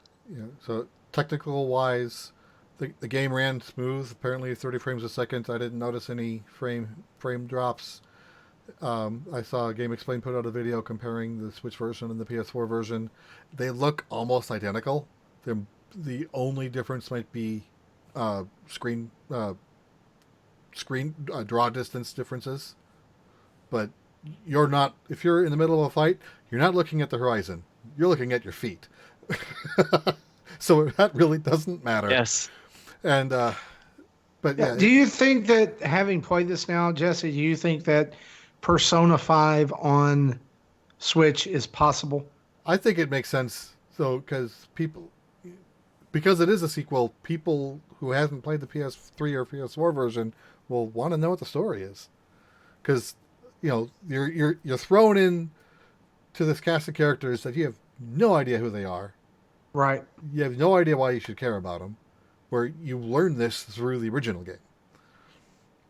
That the only gripe is loading times are horrendous, and hope they clean that up before the game launches. Even the PS again, Game Explains video compared loading times as well between the systems, and it was still slow from PS4 point of comparisons, but then the Switch was about a 40% increase in load times on top of the PS4. Like one example was a 10-second load time on PS4 was like a 14 or 16-second load time.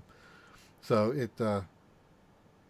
that's painfully noticeable, and hope they're able to clean that up before game launch.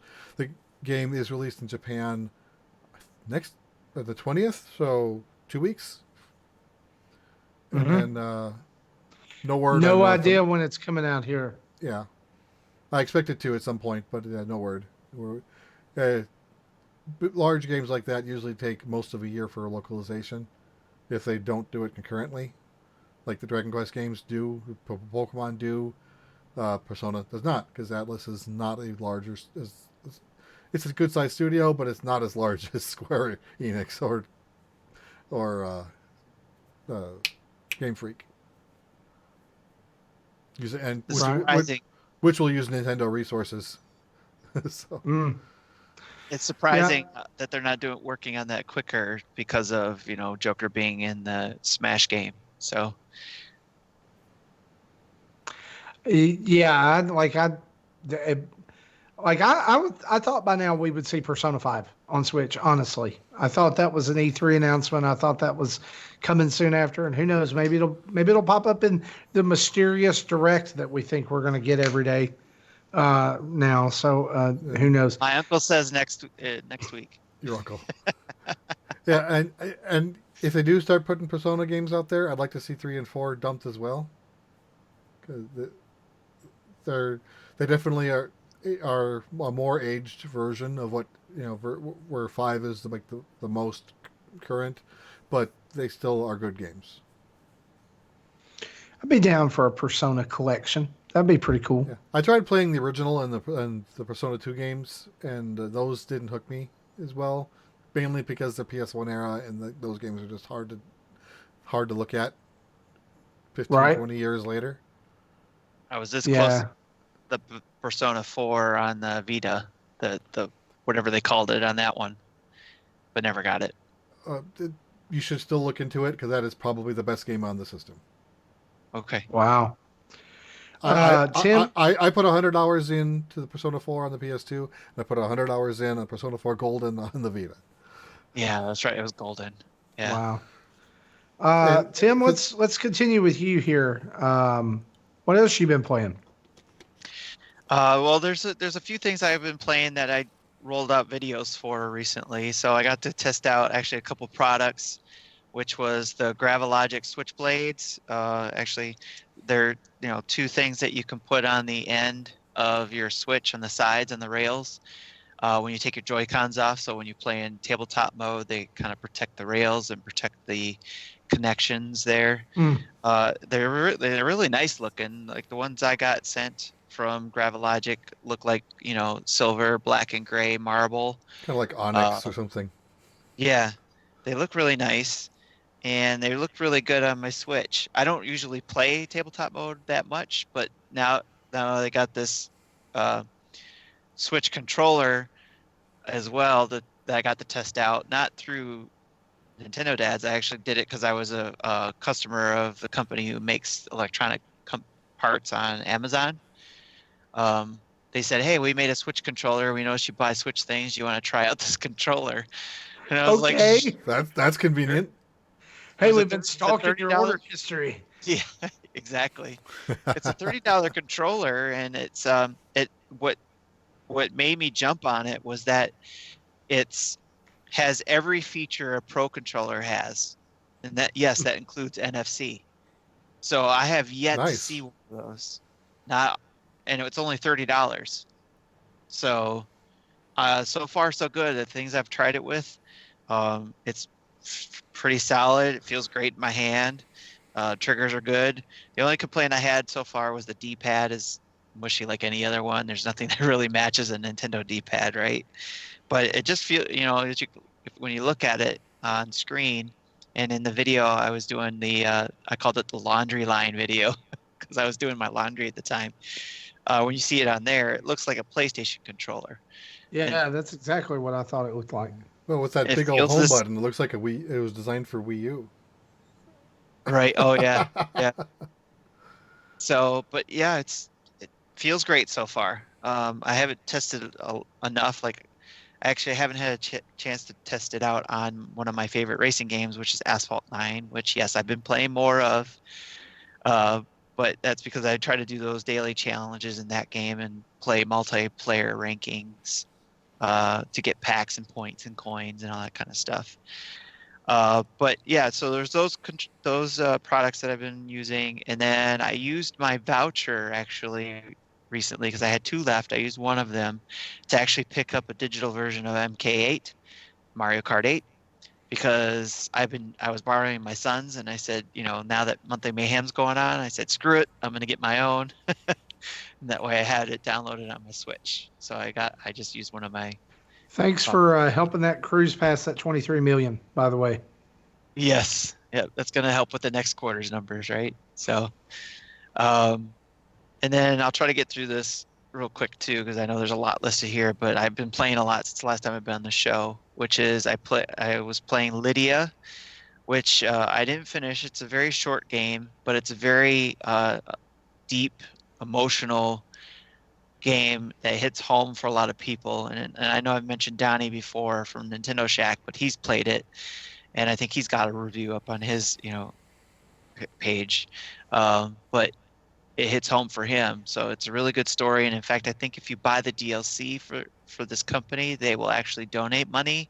I forget to where, but to help children who deal with this type of issue in this game, which was dealing with parents with alcoholic parents and all that kind of stuff. So it's really interesting, and I want to finish that one. I played the tourist demo, wanted to get a feel for that. So far so good on that. Enter the Gungeon, of course, I've been playing thanks to picking it up from Marty. I bought it off of him because he had an extra copy, and it's actually a lot of fun. It's actually one I don't have to think much of. I just jump right in, pick a character, and do some shooting, and that's been a lot of fun. Playing more of Luigi's Mansion 3. I beat basement level 2. Now I'm on 10th floor, so I'm still trying to get through that. It's one of my backlog games I really want to finish. Actually, one I didn't write down here was the one I did finish was Jedi Fallen Order. I got to finish that. That was a lot of fun. I love that game, and yes, I hope it comes to the Switch. I know it's a pipe dream, but that was my bonus prediction for 2020 Right. anyways. So, 2 games that I reviewed in the laundry line YouTube video was Earth Knight and Crash Drive 2. So check that out for my views on those. Still want to play a little bit more Crash Drive 2, but it's a very simple driving game with gave me some Tony Hawk vibes. With cars, and then Earth Knight was kind of a running type game, which seems to be a lot of fun too so far. Every time I hear that, it sounds like it's a character from Shovel Knight or something. Yeah, yes, it does. That makes me think of the same thing But too. it's Knight with an N, not a K. Correct.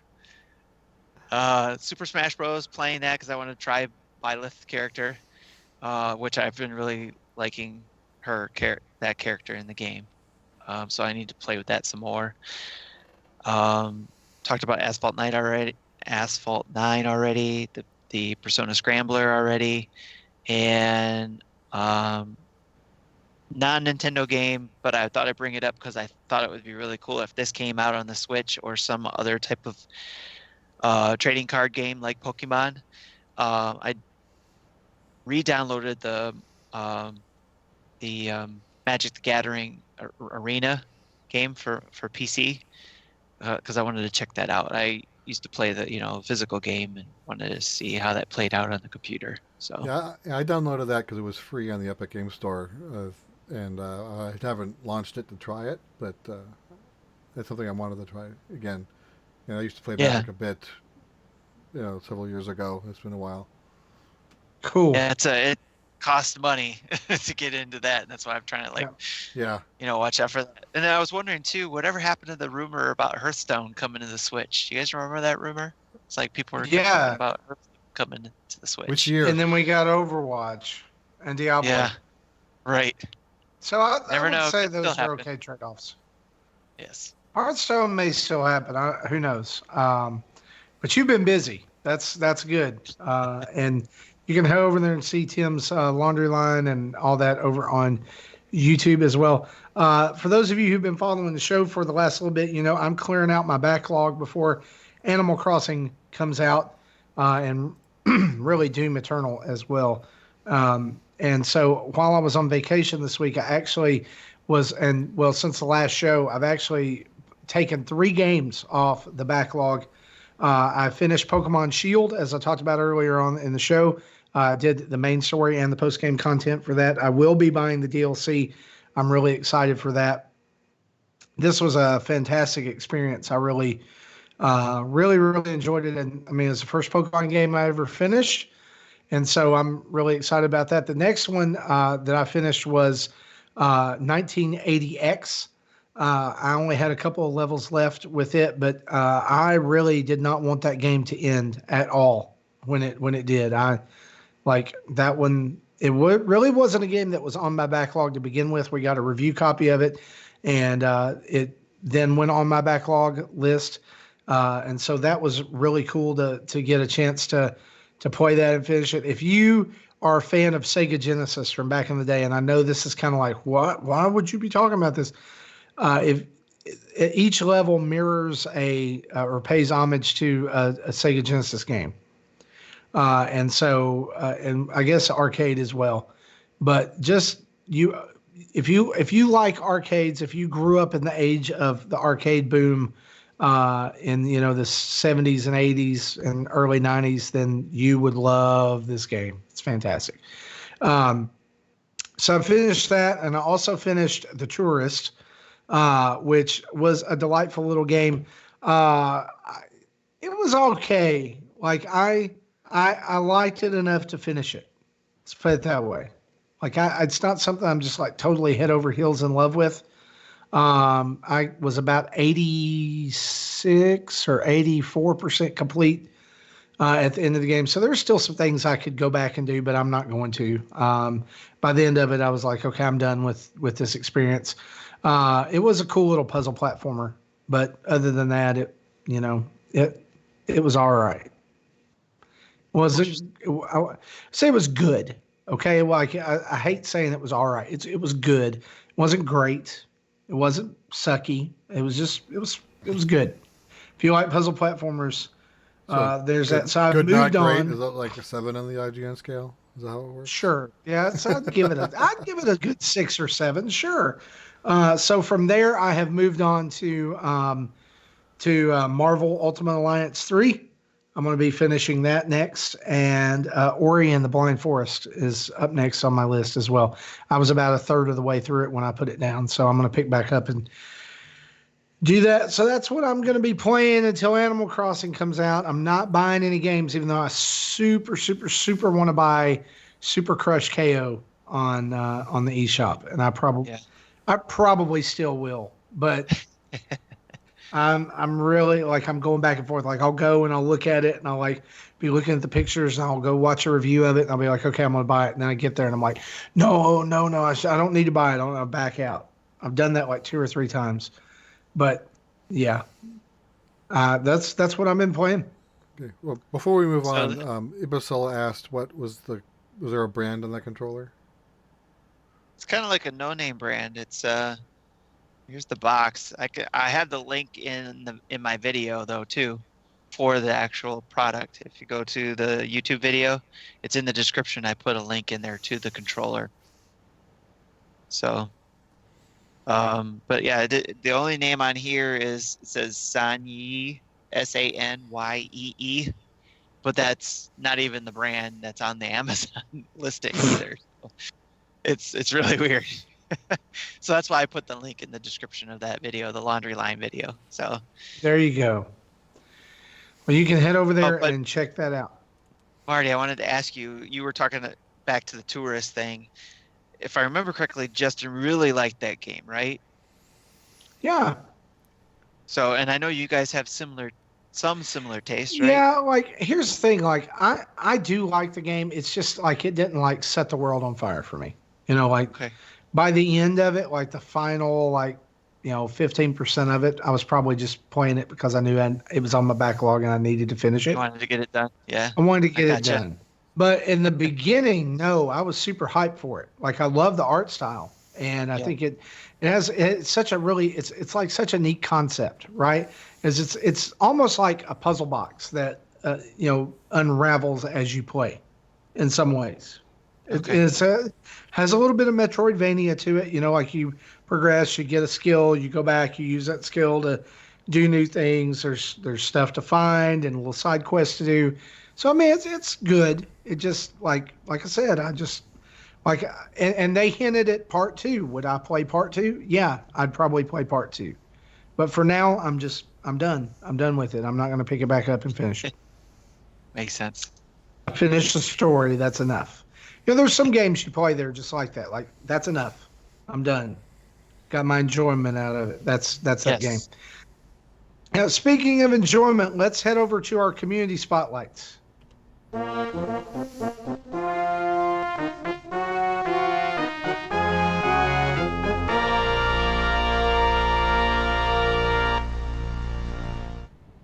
This week, we're going to shine our community spotlight over on an email that we got from Eston Huff. And I'm going to read this, and this is as it was written, as it was sent to us. Eston says, love the show, been listening for a while now. Good mix of news in a fun way. 2 things I want to state to single out some of the dads from the show. Jesse, I had an ROFLMAO moment when Hendrick reacted to finding the first issue. What? Rafflemow? Rafflemow. I had a Rafflemow moment when Hendrick reacted to finding the first issue of the Dirty magazine in Dragon Quest XI. That game has moments that show care and developer sense of humor. Explain the Dirty magazine. What's going on here? So, your grandfather is the short, larger guy on the party. Kind of looks like the traditional merchant model. So he has like this pin-up girly magazine that he kind of keeps with him. And Hendrick is this straight as an arrow, follow the rules, do no wrong type of guy. So when he saw this, and by the way, you're the prince of a kingdom, which makes your grandfather the former king.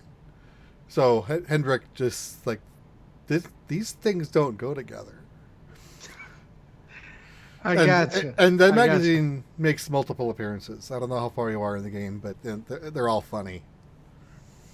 There you go. Then he says this, Marty, as a Southern boy born and raised in the Carolinas, where all roads lead north, I appreciate your Deathly Road channeling.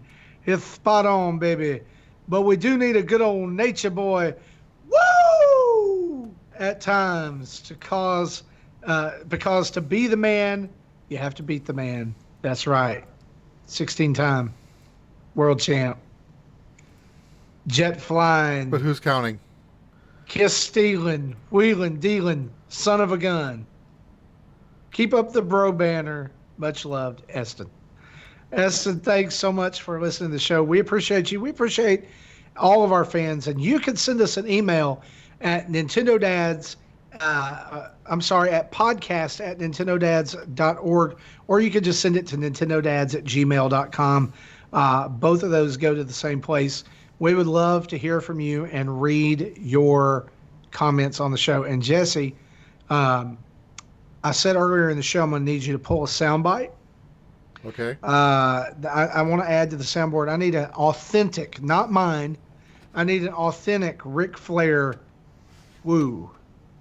I'll try to do if some you can research. do that. Yeah, that'll be good research. Guys, that's pretty much all of our interaction for this week. I want to remind folks as we close out the show that we draw once a month from our patrons to award a $25 eShop gift card to, just to say thanks for being a patron of the show. You can get over there on patreon.com/Nintendo Dads and do $1 a month and still get entered to win this $25 eShop gift card. And our winner for the month of January is Elysian Warrior. Elysian Warrior, you have won $25 in eShop credit. We will be contacting you within the next couple of days to get that out for you. Congratulations. Keep listening. Thanks for your support. We appreciate you very, very, very much. Well, guys, that is our show. This has been episode 266. I want to thank Jesse and Tim for being here, and I also want to thank Tim's internet for finally, doing its job and allowing him to be here.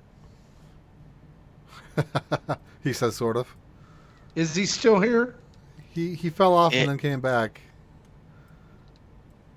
Yeah, he's I'm kind here. of there. I'm here. Yeah, it's time to take all your stuff and go throw it out the window and be done with it. Have a conversation with my service provider. Yes. Yes. Yeah. At this time, we want to say a huge thanks to our Patreon producers. That's Chris Mears, Dave Ernsberger, Sean Abbott, and Antonio Contronio. We want to thank you for backing us at the $30 level. And next week on the show, we will be hosting another Patreon producer. Dave Ernsberger will be with us as a guest on next week's show. We're always excited to have those guys on, and we'll be scheduling Chris and Antonio as well very soon. We've got a website now. You can hit us up at nintendodads.org for all of our latest YouTube videos, tweets, podcast episodes, links to social media and Patreon page, and a Nintendo Dads shop for all kinds of merch, mugs, stickers, phone cases, shirts, duvet covers, yoga pants, licensed soda, coasters, hats, The kids were wanting pinatas. pop sockets, but I don't think they're not available from Redbubble. But Tim did find a place where you can put your own image on a pop socket. Nintendo Dads pop sockets coming soon, as well as officially licensed Nintendo Dads Hot Wheel cars, Legos, Transformers, and more. You can find us on social media at Patreon, Twitter, Facebook, Instagram, Twitch, YouTube. Just type in Nintendo Dads. We'll show up. Now Jesse's Googling all these products that we've said we're making. We're not. It's fine. You'll figure it out eventually. You can email us at podcast@nintendodads.org or nintendodads@gmail.com, or call in. Leave us a voicemail at 929-25-NDADS. That's 929-256-3237. And yes, even if you call in and leave repeated voicemails in garbled tones that try to confuse us, we'll still play them on the show because we love you. I want to say a big thanks to OC Remix. Like the Polybius call we had. Yes, that's right. Thanks to OC Remix for the music used throughout the show. And remember, download us on your favorite podcast app of choice, like CastBox, iTunes, Stitcher, Google Play Music, or Spotify. And please give us a written 5-star review. Help other people find the greatness that is going on over here at Nintendo Dads. So for me, for Tim, for Jesse, this has been episode 266. Thanks for listening. Bye-bye.